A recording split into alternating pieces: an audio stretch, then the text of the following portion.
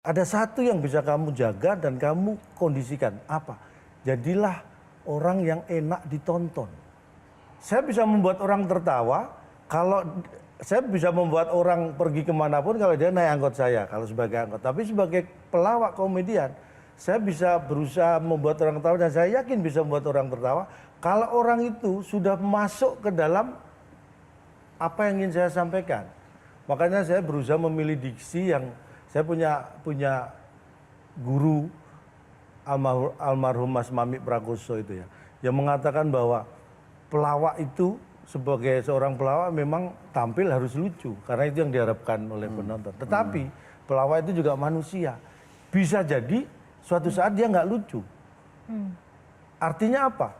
Lucu itu bukan sesuatu yang harus Anda paksakan dan harus bisa Anda kondisikan karena itu bisa jadi di luar kontrol Anda. Ada satu yang bisa kamu jaga dan kamu kondisikan. Apa? Jadilah orang yang enak ditonton.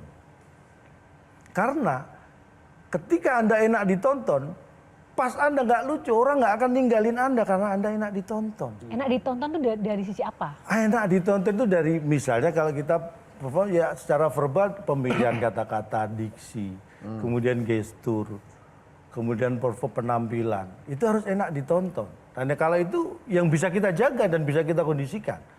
Tapi lucu, suatu saat bisa lepas dari kita. Tapi karena kita enak ditonton, orang nggak akan ninggalin kita.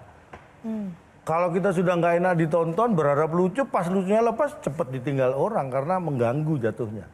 Tapi karena enak ditonton, tanpa lucu pun orang bisa menikmati.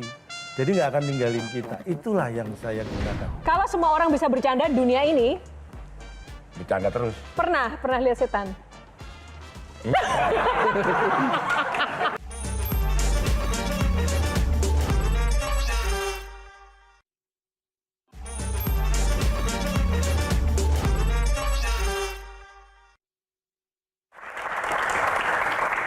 Ya, kembali ke Q&A sebelum nanti kita lanjutkan ke Bang Hensat, Kang Ronald dan juga Mbak Tejo untuk nanya-nanya lagi ke bintang tamu.